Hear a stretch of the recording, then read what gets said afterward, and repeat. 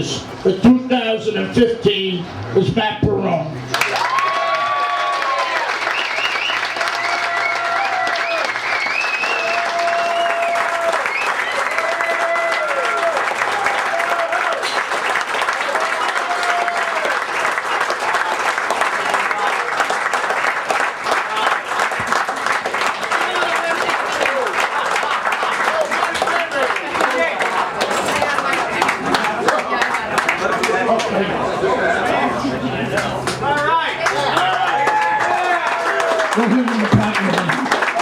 And that's the start of it.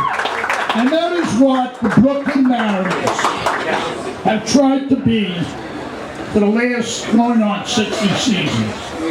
And I want to thank everyone in this room that ever stepped on that football field and put their life and limb on the line for the red, white, and blue. Yeah.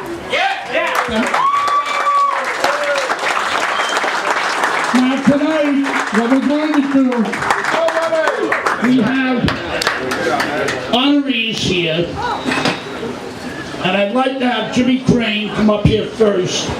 Jimmy's going to talk about Bob Watt, who was original Mariner in 1957. They went to school together. Talk about it.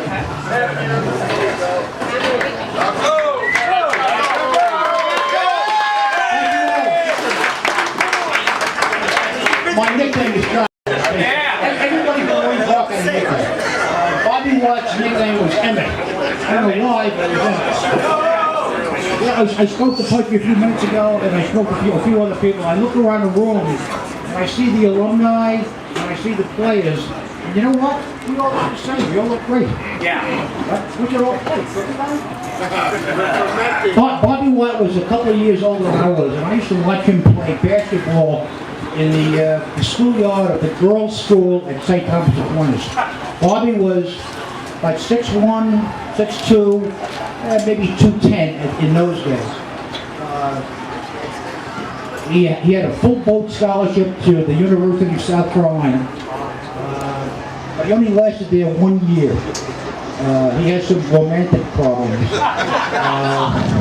which led to other problems which I won't discuss.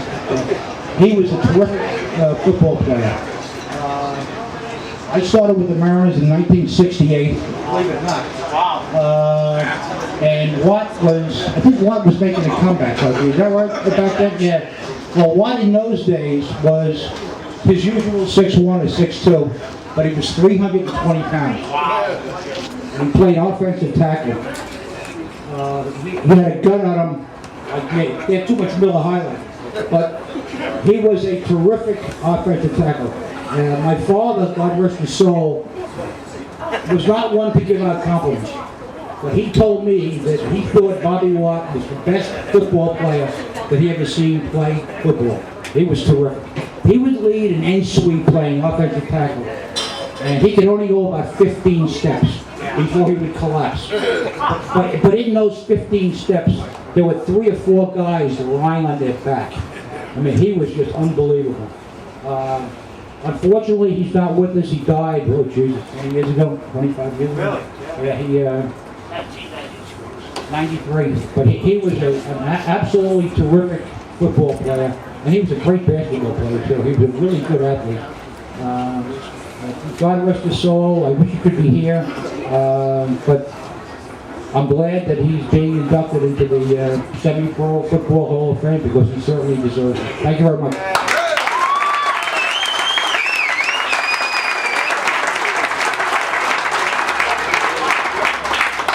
The next person to come up here will be introducing an inductee that went into the Semi-Pro Football Hall of Fame, the Minor League Football Hall of Fame, excuse me. And he was a tremendous individual, tremendous defensive end. I'd like Smitty to come up here now, and John Real. We're going to put that number 89, John Michael.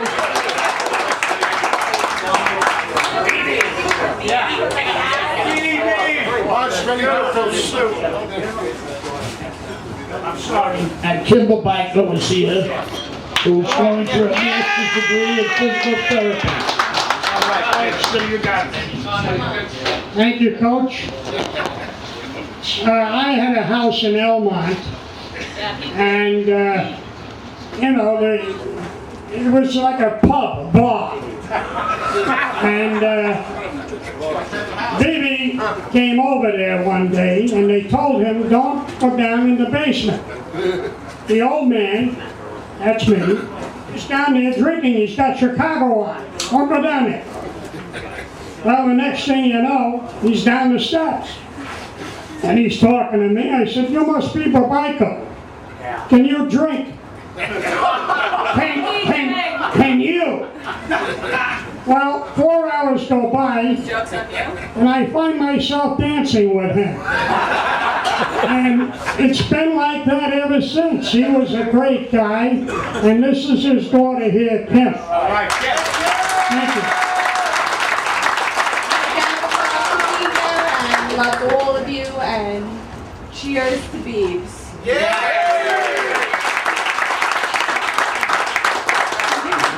Presented to John Babico, defensive end, number 89, 1973 to 1982, upon his induction into the minor league football Hall of Fame, class of 2015.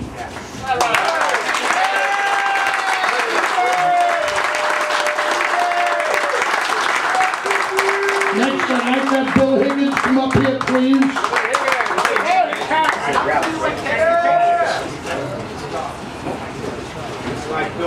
Billy's going to do a great job on a great man when he does this introduction. Thank you, Coach.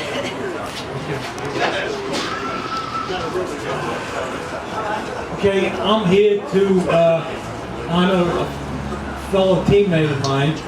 His name's Mike Rouse. He was a linebacker for the Mariners for many, many years. But I just want to go back a little bit in time and tell you about my first recollection of the Brooklyn Mariners. I was about 14 years old, and I went to Madison High School to watch a football game. And there was a team there named the Brooklyn Mariners. I never knew anything about them. At that time, actually, their colors were blue and gold.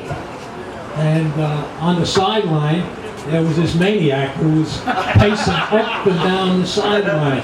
He was screaming at the refs. He was screaming at the plays. He was screaming at the people in the stands.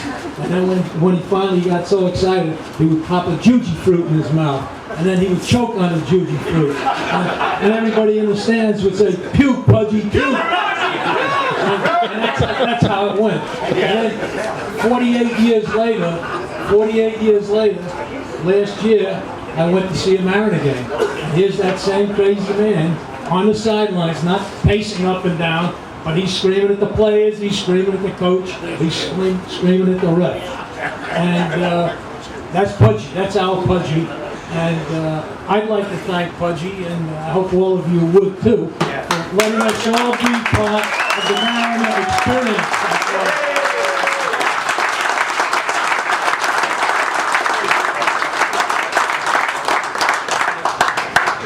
Okay, now back to Mike Rouse. I've known Mike since I've been about 12 years old. We both lived right on Flatbush Avenue. Mike lived at 19 Hubbard Place. I was 1896 Flatbush Avenue. It was only a stone's throw from each other. And I know it was a stone's throw because Mike's neighbor, Larry Hoff, would always throw stones at me over Flatbush Avenue. But that was okay because Larry turned out to be a quarterback for the Mariners. And thinking about Mike, I wanted to let you know that he played linebacker from 1961 to 1973. And I tried to Google the Mariners record from those years. I didn't have any luck with Google. They told me that they tried all the different databases, they tried the cloud, they had everything, and I couldn't Google the Mariners record. So what I did, the next best thing, I Pudgied it. So I Pudgied it, and sure enough, I got the record. From 1961 to 1973, the Mariners were 94 and 15. 13 years, they only lost 15 games. Okay? And I often recall when I played, I would think to myself, why does Mike Rouse make all these tackles and all of these interceptions? There were a lot of guys on the team that were bigger than him, faster than him, stronger than him. But I came to the conclusion that Mike was such a good player because he had two things that can't be coached. He had desire and instinct. And that's what made Mike such a good player, made him a captain, and it made him an MVP in 1969.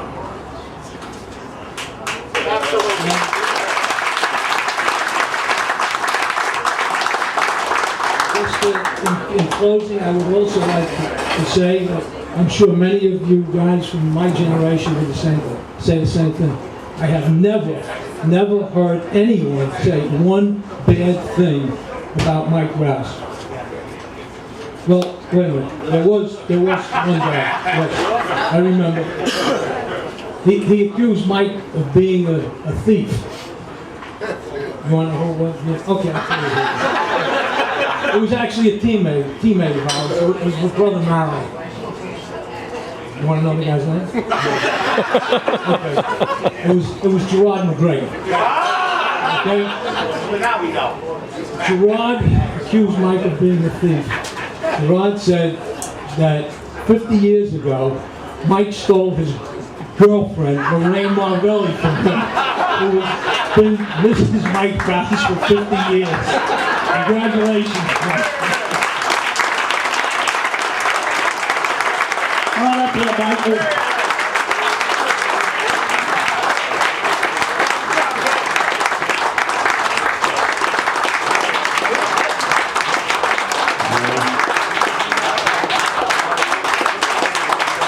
When you talk about the epitome of the captain on the football field, we're looking at him coming up here right now.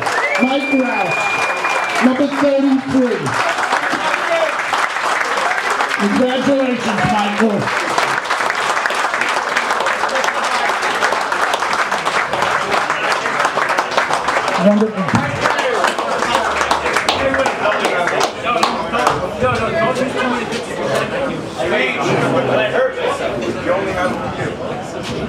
Well, I'd like to add one caption to what he just said. If I was a thief, so Gerard McGregor stealing his girlfriend.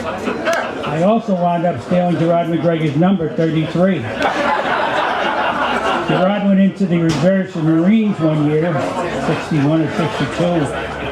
And I stepped up and Pudgie said, here, number 33, you wear this. I wore it. The next year, when we came back to play again, Gerard stepped up and said, hey, that's my number.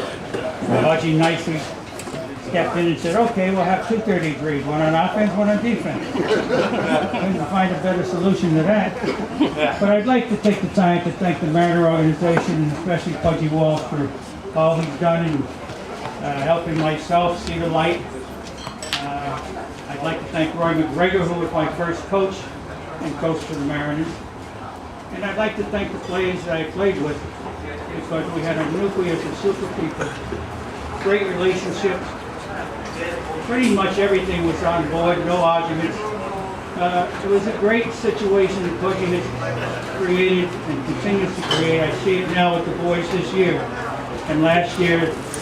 The relationships that they have, and you can't beat that. I'd like to say thank you very much again. God bless you, Pudgie.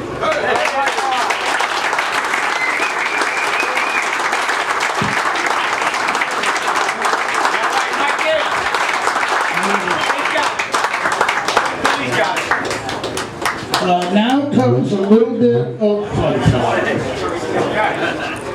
We have here one of the most explosive midget guards that ever played the game of football. Michael Goodwin, I'd like you to come up here and talk about your brother-in-law, Kevin Corson. Kevin, by the way, played right guard from 1966 to 1981. And when he went up to the pearly gate, Kevin was a consummate wet dog. He had the speed of a running back. He could get out and make the blocks on the sweeps and the quick pitch. The lane was always there for him, you did. And he was just a consummate football player. He loved the Mariners. He blood red, of course, that's his color. And he was a tremendous guard. He couldn't ask, I played next to him for all those years. He just was tremendous. He rooted the defense when they were on the field. He's a consummate football player. There's not much more to say about it. Everybody knows him here. He played, never got hurt, never missed a game. 168 straight games Kevin played, never missed a game.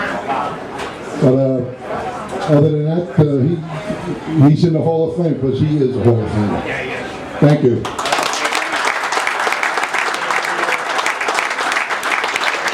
this reads right here, I'd like Kevin's sons, Kevin and Darren, to come up here, please,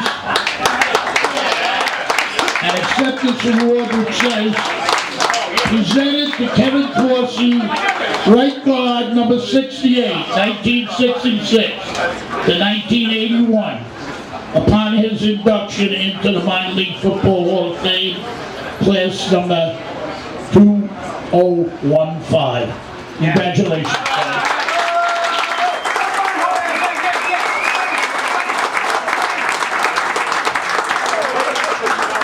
I'm Kevin's son, Darren. This is my brother, Kevin. On behalf of my mother and my sister and sisters and my brother, the Mariner family.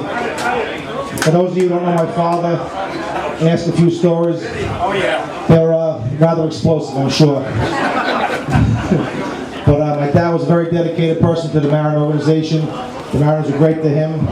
He loved everybody. What else can I say? I mean, you know, my dad was just a very unique individual, you know. And, I don't know if everybody heard the story that Mike was trying to say before. It was a little bit low.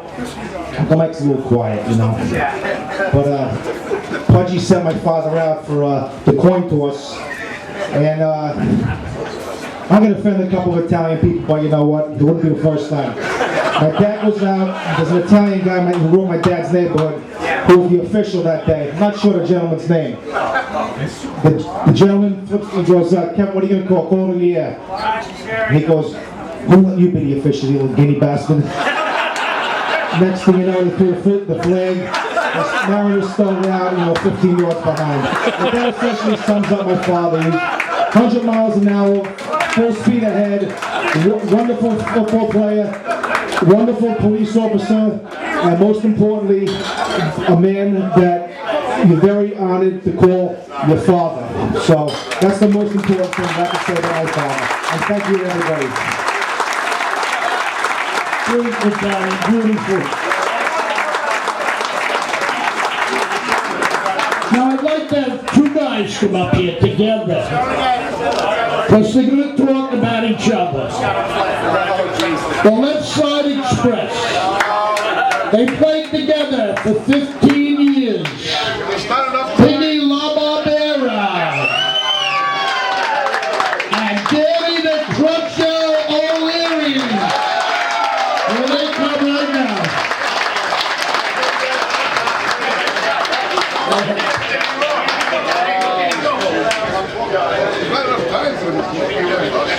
I'll introduce my partner, Dan O'Leary. And like Pudgie says, there's one word that I always think of when I think of Danny. One word. Left Side Express. Now, you might think it's 3 words, but I'm a lineman, so you have to bear with it. I think when I came onto the Mariners, Danny was already there. And we started practicing. And just a friendship that developed over those years where at his bachelor party, towards the end, we're swigging bottles of vermouth because we drank everything else that was in the place. I was at his wedding. He was in my wedding party. His wife, Dolly, would sing over at whether it was Tom and Ed's or Herb's, whatever it was. And it was just a family. Danny has been a brother to me all these years. We don't talk as much as we should, but his 3 kids, Chris, Brian, Allison, I said I'm all hungry. It was just very gratifying hearing from Pudgie that we were going in together. Danny will talk about, well, Danny will talk about me, so but playing on the Mariners, having a backfield of Joe Gagliotti or Tommy Jones, but one guy we had in the backfield, Harry Nesfoli. Like Pudgie said when we started, it was the left side express. We'd be in the huddle, they'd call left side express, trick pitch left on the first sound. The tight end would block down, I would go out, Danny would go out, Harry would be behind us. And the greatest thrill for a lineman, other than scoring a touchdown, is seeing a 170-pound defensive back coming up trying to get you when you weigh 310 pounds. And you needed one block by each of us, and Harry Nesfoli was off. The one year I think he had like 21 or 22 touchdowns. But again, getting back to Danny, it's a pleasure. All these years playing next to him, being his friend, and I'm very happy to introduce him and the honor of going into the semi-pro football Hall of Fame.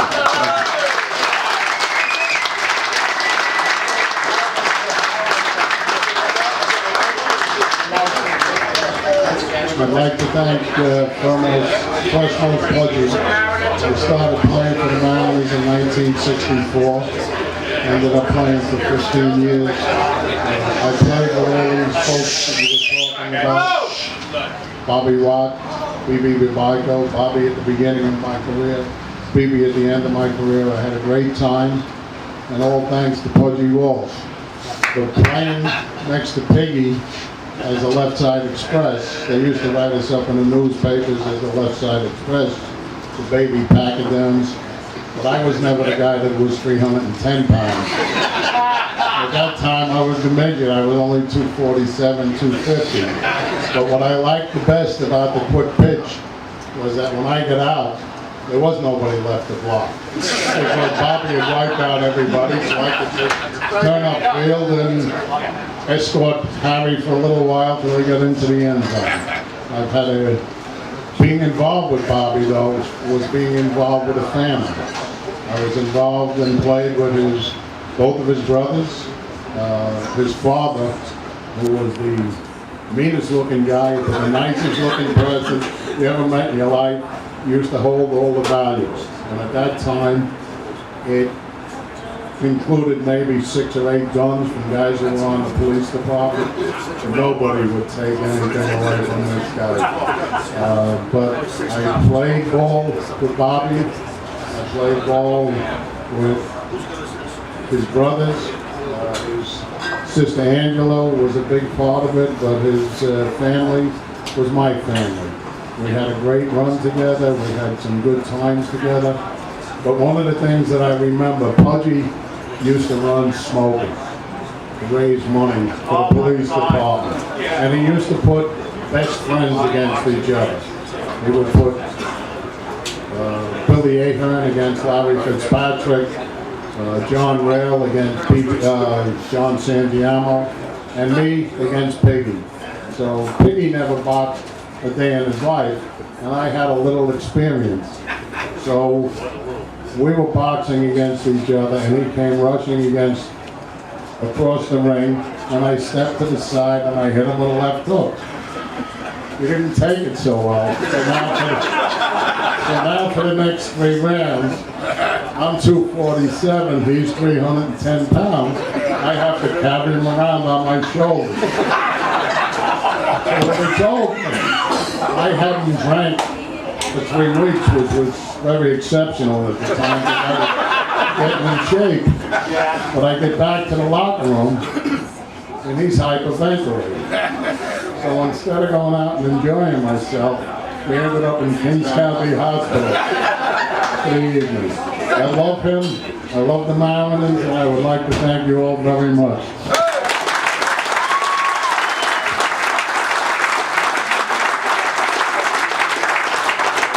There's a couple of notes that I put down here that Danny was talking about, but the one thing that I always remember, and the reason I'm probably getting inducted now, I was good for a reason. My brother Tommy was in the backfield, and my mother would tell me, "You don't block for your brother, you don't eat." Now it's easy to see that I blocked a lot for my brother, and my mother fed me. So again, I want to thank, obviously, all the alumni, the current Mariners. Let's keep this going. You got a great man here.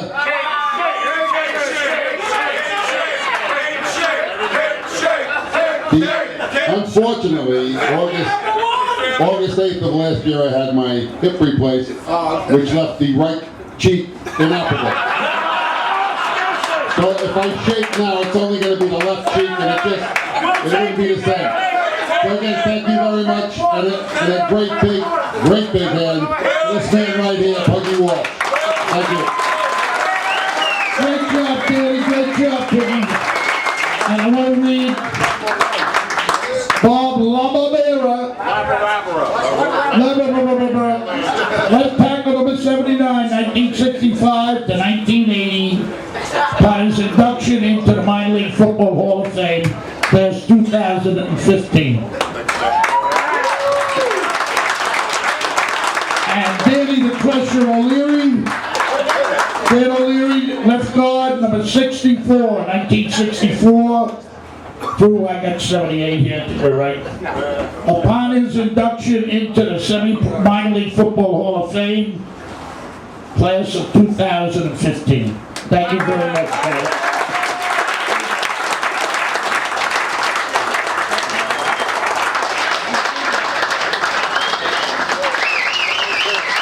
Okay, I'd like Tommy LaBarbera to come up here now, please. Tom LaBarbera. Pleasure to play, and a pleasure and an honor to play with you guys, especially during that era. I would just ask you for just 1 second to give just 10 seconds of silence for all the members of our team members that are no longer here. Not just the men who have been inducted today, but the guys who went before them. So I just ask you for your time just to think about, not even mentioning names, but the guys that you remember from our team that are no longer here. Any sir? Bobby Gagliardi. Anybody else has it? Sure. I had the pleasure of, and I'm sorry, I had the pleasure of playing with all 7 of the inductees that are coming in tonight into the Hall of Fame. And there are no skill positions without that first position of the offensive line. Now, between Bobby Watt, we played in a different time. Today, when you think of new players, you don't even go on the field without your mouthpiece. There's a penalty without going on the field with your mouthpiece. The guys in our locker room, and I was 19, 20 years old, 21 years old when I came on the team, and there was guys like Roy McGregor, Bobby Watt, Eddie McElray, Kenny McGregor, who would not put things in their mouth to take things out of their mouth. They were taking their teeth out. So, and just in the event that they could have some mayhem, if anyone has ever seen Roy McGregor, and I'll use him as an example of how they played, Roy was controlled mayhem, and he just wanted to be out. He had to have equipment because they told him to have his equipment, but he would have been out with no helmet. He just wanted to beat somebody up that was bigger than him, and everybody was bigger than him. But I would be remiss if I didn't say, too, that we owe a lot to this man, Pudgie. But Billy said it all, that it was him who started it, it was him who continues it. But I would like to see if we can get him a hooray. A hooray for Pudgie. A hooray at last. If anybody knows however that goes, if you could join me in that. For Pudgie. Hooray at last. Hooray for Pudgie, he's a horse in ass. How do you do? How do you do, Mr. Walsh? How do you do?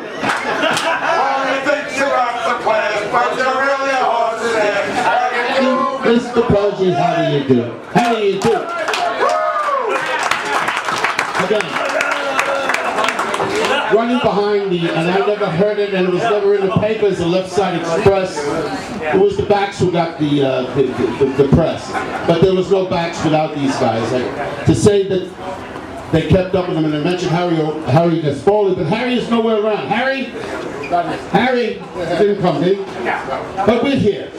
Now I knew I couldn't keep up with them. The next inductee into the Hall of Fame did keep up with them, and he was waiting for them to move and do their thing.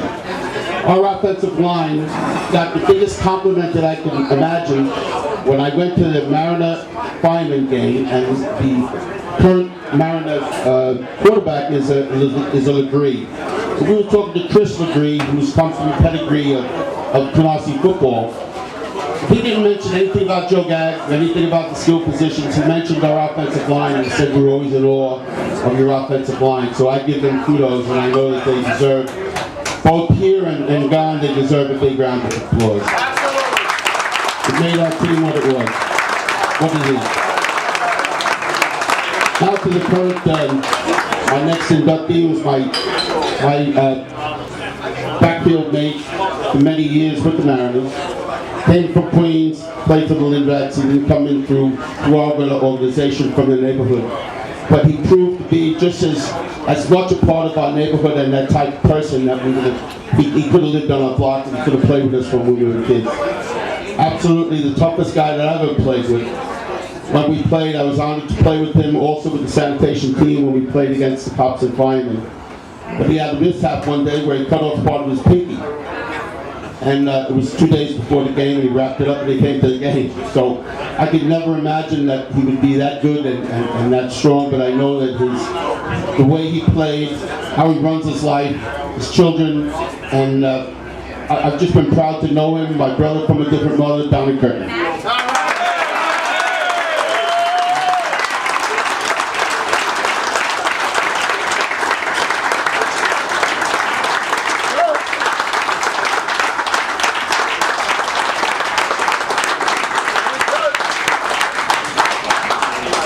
Hello, Mariner family. Yeah. What happened to the top of your fucking head? I got caught in one of those revolving doors. I got a television under my listen, the years that I played with the Mariners were the happiest years of my football life. I don't know if anybody can understand that, but, you know, I walked into the parking lot of Mariner Field after playing with the Lindbacks, and I got shorts on, I put my cleats on, helmet pads, and I said to these two guys, good-sized guys, I said, where do the Mariners work out? He said, we work out over here. He said, you go over there. He said, you go over there, okay, with the Cavaliers? And I'm like, fuck, this is happening again. This was going on since I'm 10 years old. You're too small to play this game. And I guess that doesn't, you can't see a person's heart. You can't see a person's heart. So when I had, I didn't have one for years. But so when I told Pudgie, I said, I like to be a running back. He started spitting, gagging, and shit like that.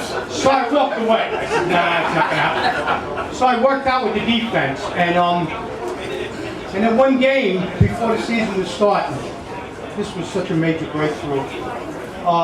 They had no running backs. Everybody was working or hurting or stuff like that. So, Paulie Carbonero, good friend, you know, a guy that we all love, thought it was some person, some football player. We all miss him, I know that.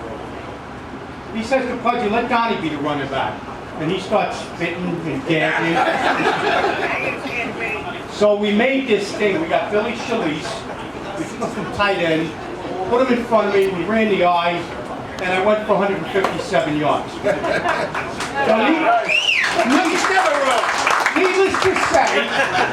needless to say, I didn't see defense again. And, you know, I have this reputation, I don't know about it, but they call me a lot of things, but my name is Don. Nobody ever called me by that, you know, and I've been so grateful for the years that I played on the Mariners.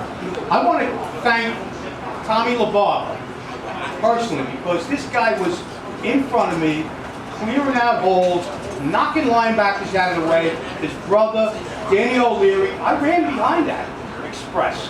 You guys forget that? Okay? I ran behind you guys. We couldn't see it.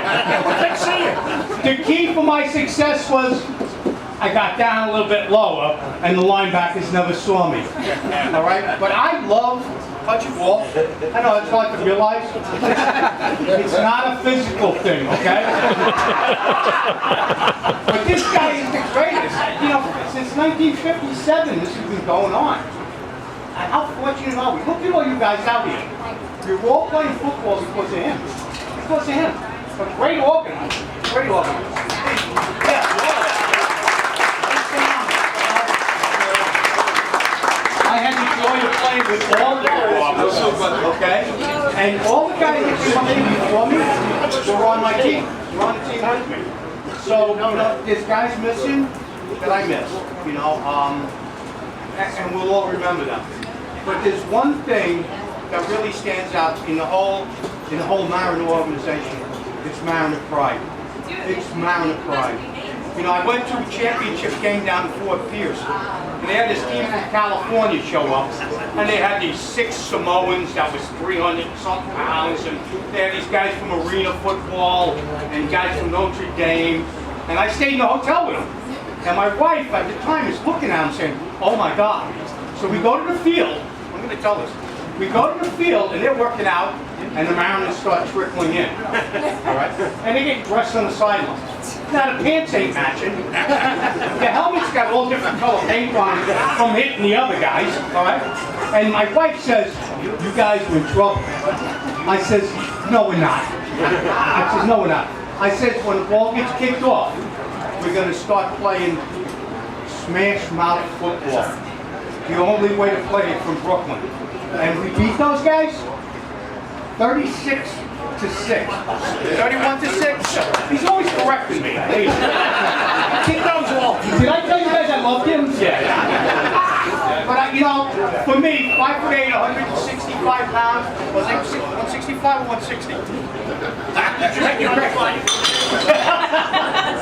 Yeah, afro? Yeah, oh yeah. I used to have hair. I was 6 foot tall, 200 pounds, and I had long blonde hair when I started playing for the Mariners. All right, you guys want to buy a car? All right. So I want to thank the Mariner organization. All these guys that came up before me, I had the privilege of playing with them. But there's a lot of guys out there that I played with too that are not up here. And you know, I want to mention something that's beyond memory. I want to talk about the Booton football game. When we were playing for the championship, and we're losing 26-0. We win the game, 27-26. So all the members of that football team, would you please stand up? All the members, please stand up.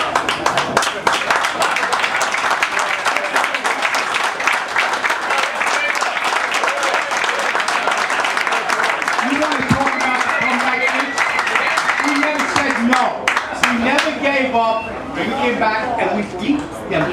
I remember the last touchdown I scored. I'm running up the sidelines. They got cases of champagne out there.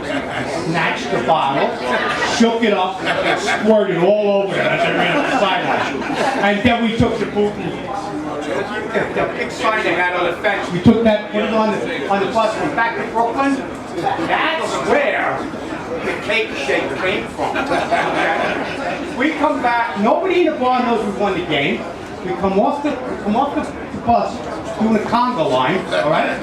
We get to the bar, and Bobby, Piggy, takes his clothes off. He's down to a jock strap. He gets up on the pool table and starts doing the cake shake. We're number 1. And the people in the bar are in shock. We had a lot of class. Yeah. We should. This should have been on Sports Illustrated. But listen, I want to thank all you guys, all the guys I ever played with, the guys who came before me, the guys who are playing now. Mariner pride, keep it going.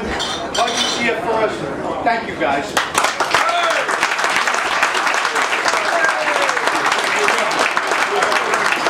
Great job, Donald. Great job. Donald Curtin, running back, number 32, 1971-1980. Got his induction into the Minor League Football Hall of Fame, class of 2015. Congratulations. All right, hey guys. Now, bear with me, please. We have the present Mariners here. Yeah.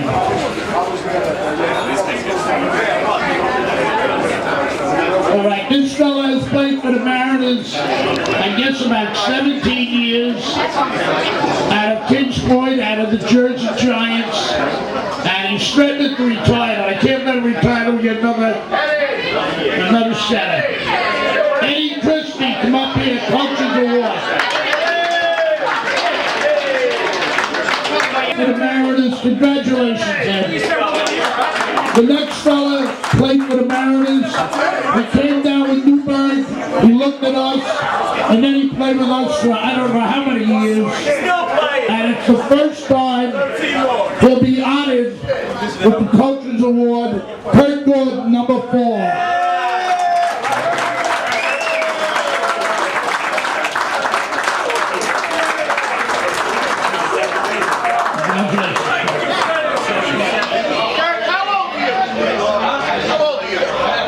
The next fella, he was our big connection, bringing us to college ball players. This is his second year with us. He was a coach on the field, a terrific offensive lineman. Mike O'Shea. All right,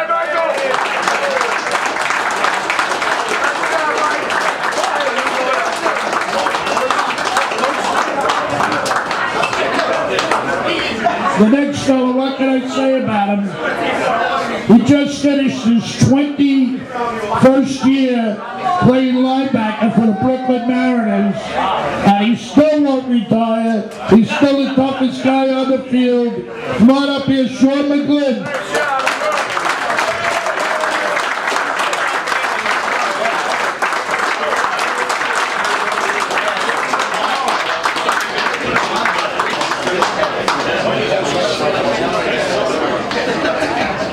The next fella tried to escape from us and went down to Texas for a while, but we got him back, and he either plays linebacker or defensive end, and he's done a fantastic job for the Mariners. Christian Becker.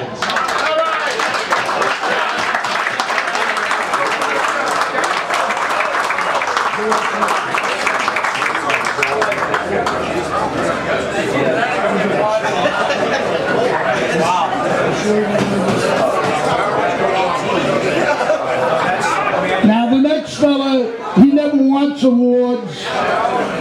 He's similar to Donald Curtin, the Italian version. In fact, if the two of them got together, they wouldn't be 10 foot high.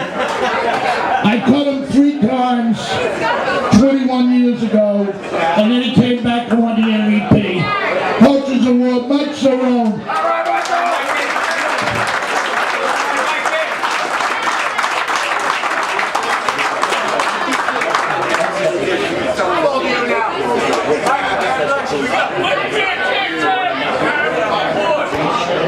To my heart and to every one of our hearts here.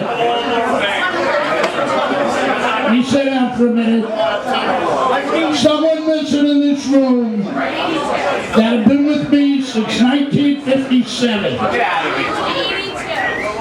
82nd Airborne, 101st Airborne guy, jumping airplanes. Played for the Mariners 1957 until 1970. Wow. And then he came and coached with the Mariners. And that was our beloved Eddie McElroy. The best. And we originated 3 years ago the Eddie McElroy Award, which would go to a member of the Brooklyn Mariners. And this year, that honor goes to a guy who paid his dues to the Mariners. as a player, as a coach, in every way, this man stood up for our organization. Thank you so much, Richie Disco.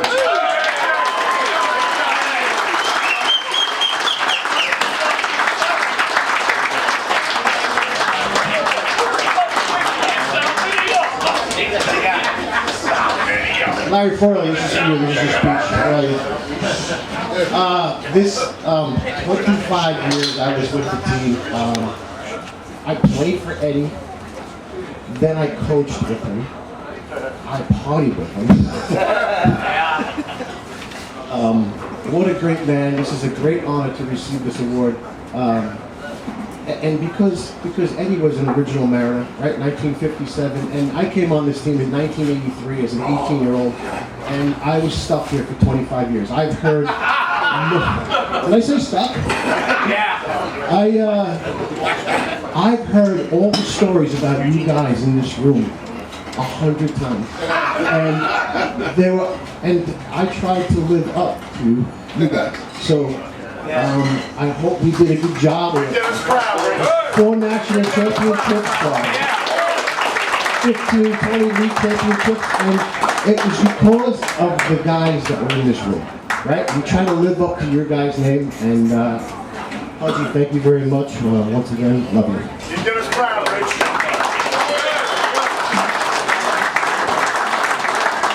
You know, guys, we're always pushing something to keep the organization going. And I'd like these 2 people to come up here right now for what they've done for this organization. One guy stayed up till 4 a.m. this morning, not in the bar, and putting together the videotape. That was Mike Nielsen. And the other fella who's always on our sideline, been with us now about 7 or 8 years, Eugene Labasi. Thank you. Eugene, where are you? There he is. There we go. Congratulations, guys. There you go. Thank you so much. Thank you, Jim. Thank you very much. Yeah. All right. Now we come down to, you talk about guys that pay their dues and has to put up with a maniac like me all the time. And the Big Time Award, pick it up, goes to the man center right to the left of me, Jimmy Ford. Thank you so much, guys. From the bottom of my heart. With that man, guys, we're getting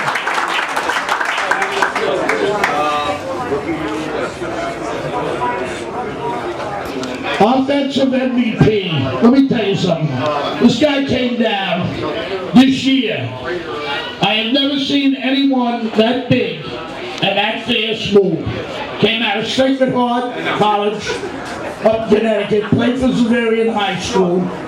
Came down, he played offense, he played defense. The man was a force on the football field. The Rookie of the Year, Jimmy Martinez.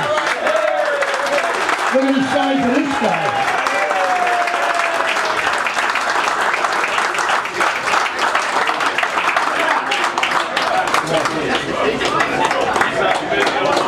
Nice. Be careful. Be careful. I gotta sit a minute. Well, the next guy, what can I say about? He's 22 years old, or he was 22 the last time I spoke to him. And he thinks like a man 40. He has his mind into the game. He can play almost any position on the football field. He was last year's MVP. And this year, Brooklyn Mariners offensive most valuable player, Joe Stagliano. Thank you, Joe, so much. What a kid, the core. We're there to core.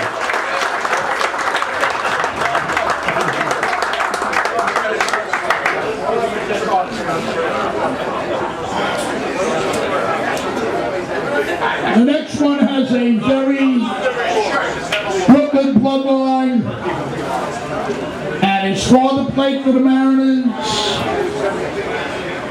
And this kid came down, said he was tired of lifting weights in the gym. And when you talk about a guy that plays middle linebacker with the like ferocious, like a lion, like a bear, but with a brain, and the man never laid down, never quit, made every practice, and the most valuable defensive player this year is presented to Jimmy Schmidt. What a player, what a dedication.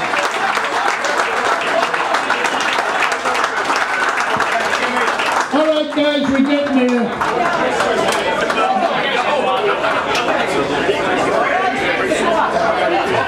What a crowd, huh? We got a good turnout here.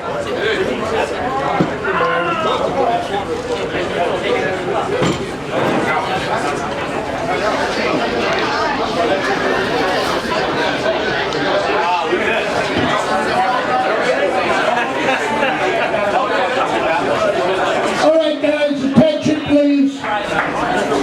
Here's the big one by the Mariners standards. It's like the Heisman of semi-pro football.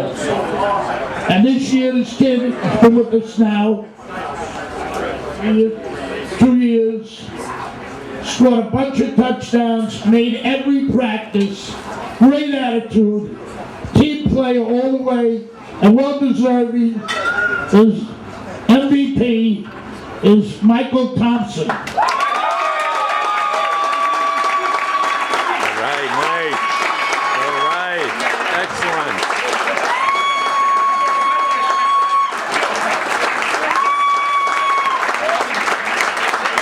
That award has been in effect since 1959. Guys, let me just say something here. Take it from this. It's been a tough year. A very tough year. And I somehow, with all your help, I got through it.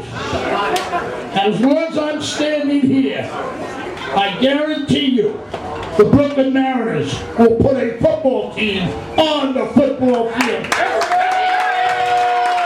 Give me one thing. Give me an arm. Give me an A. Give me an R. Give me an A. Give me an N. Give me an E. Give me an R. Give me an S. What do you got? Thank you. Now let me get you. Great job, Pudgie Walsh. All right, ladies and gentlemen, I gotta play this song for Pudgie Walsh. It's his favorite song ever, and he wants to be remembered by it. About me when I'm gone.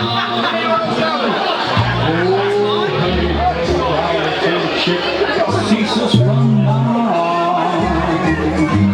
And listen, if you can't say anything real nice, it's better not to talk at all, is my advice. With parting, you go your way, I'll go mine. It's best that we do. Here's a kiss, I hold a fist, brings a love to you. Makes no difference how I carry on. Just remember, please don't talk about me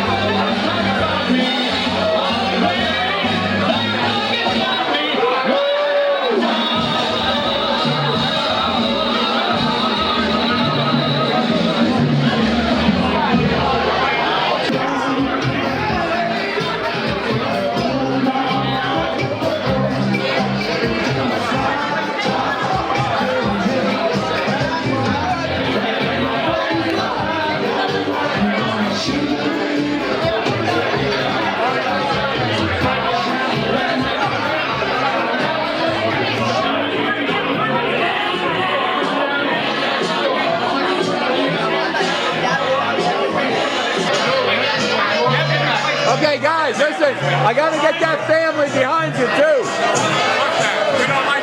Nice speech, by the way. Okay, slide over.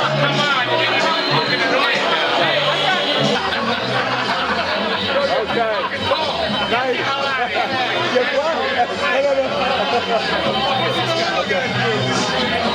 Okay, guys, very good, very